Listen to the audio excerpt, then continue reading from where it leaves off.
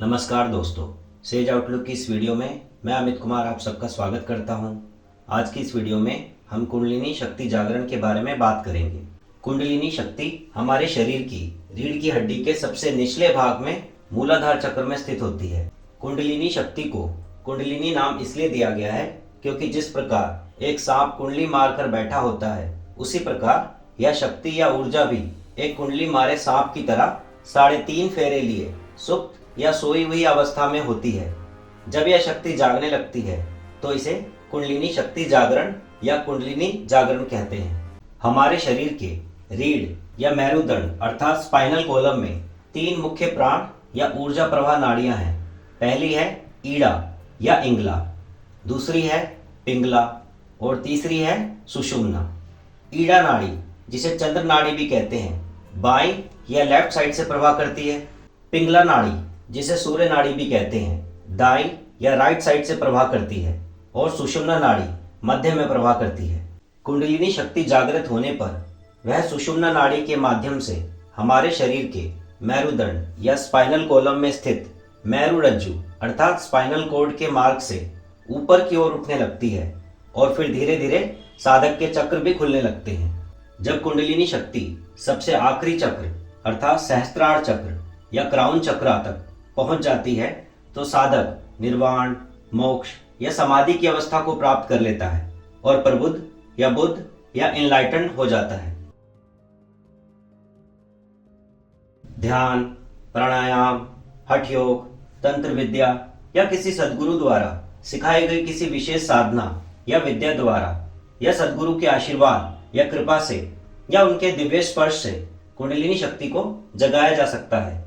कुंडलिनी शक्ति को जगाने के लिए साधारणतया ध्यान विधि ही सबसे सरल मानी जाती है।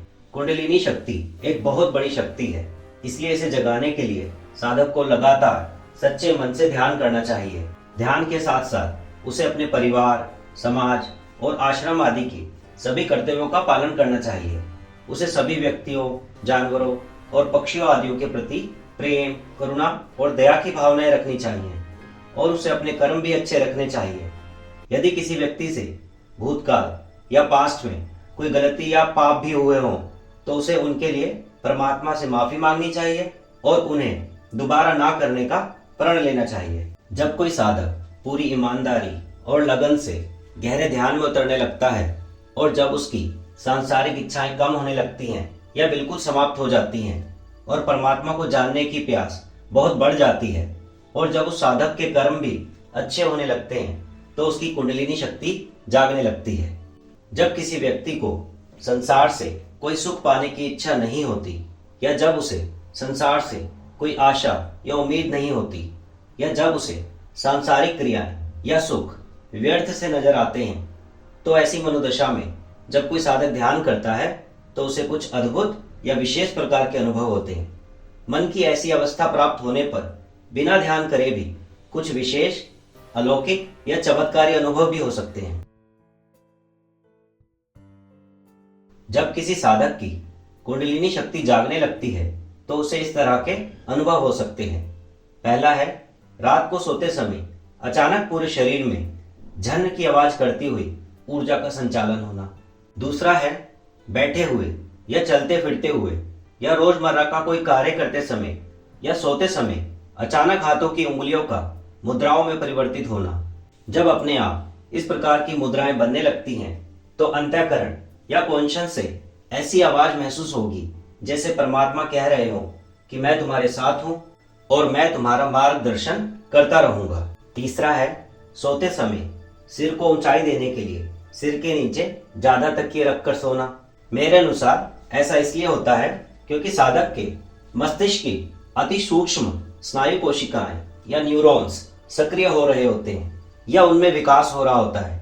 ज्यादा तकिए रखने की यह आदत सामान्यतः 1 हफ्ते से लेकर 1-2 महीने तक चल सकती है। उसके बाद यह आदत अपने आप समाप्त हो जाती है। चौथा है बार बार इस तरह के स्वप्न आना कि आप जमीन से ऊपर उठकर आसमान में उड़ रहे हैं। पांचवा है कहीं भी बैठे हुए या आराम करते समय या कोई कार्य या ध्यान करते समय अचानक ऐसा महसूस होना जैसे कोई भूकंप आया हो और वह जगह अभी अभी हिली हो। ऐसा इसलिए महसूस होता है क्योंकि हमारे अन्य शरीर हमारे भौतिक शरीर अर्थात फिजिकल बॉडी से अलग हो रहे होते हैं। छठा है सिर के ऊपरी हिस्से में तेज दर्द होना। यह सिर दर्द कुछ इस प्रकार का होता है कि सिर के ऊपरी हिस्से में दर्द तो महसूस हो रहा होता है, परंतु उस दर्द से कोई समस्या नहीं हो रही होती और रोजमर्रा के कार्य सामान्य रूप से चलते रहते हैं। सामान्यतः यह सिर दर्द 3 से 7 दिनों में अपने आप चला जाता है। इस प्रकार का सिर दर्द होने पर आप सुबह की धूप में 10 से 15 मिनट तक रोज बैठे और चाहे तो डॉक्टर से सिर दर्द की दवा भी ले सकते हैं। सातवां है दिन के समय आकाश की ओर देखने पर या रोशनी में किसी दीवार पर देखने पर आंखों के सामने हल्के काले रंग की कुछ आकृतियां ऊपर नीचे होती हुई दिखाई देना। जब किसी साधक को पहली बार इस तरह का अनुभव होता है तो उसे ऐसा लगता है जैसे उसकी आंखों में कोई खराबी या डिफेक्ट हो गया हो, परंतु ये आकृतियां प्राण ऊर्जा की होती हैं। सदगुरु ओशो ने भी महावीर वाणी के प्रवचन नंबर 9 में इस प्राण ऊर्जा की बात की है। और इसके अलावा बहुत ज्यादा बारीकी से देखने पर पूरे आसमान या दीवार पर रोशनी के जगमगाते हुए बहुत छोटे छोटे कण इधर उधर गति करते हुए नजर आते हैं। रोशनी के ये कण हमारे चारों ओर पूरे ब्रह्मांड में फैली हुई ऊर्जा के कण होते हैं। आठवां है जीवन में बार बार इस तरह की घटनाएं होना कि आपने किसी व्यक्ति या वस्तु आदि को देखा या उनके बारे में कुछ सुना, या आप किसी व्यक्ति वस्तु या बात आदि के बारे में कुछ सोच रहे थे और फिर उनसे संबंधित कोई घटना घटित हो जाना। दूसरे शब्दों में जीवन में संयोग अर्थात कोइंसिडेंस और समक्रमिकता अर्थात सिंक्रोनिसिटी आदि से संबंधित घटनाओं का बढ़ते जाना। और नौवां है रीढ़ की हड्डी के सबसे निचले भाग से या मूलाधार चक्र से अचानक ऊपर की ओर एक सांप जैसी किसी ऊर्जा का ऊपर की ओर उठना। सामान्यतः यह ऊर्जा पहले बाईं ओर जाती है और फिर दाईं ओर जाती है और फिर दोबारा बाईं ओर चली जाती है।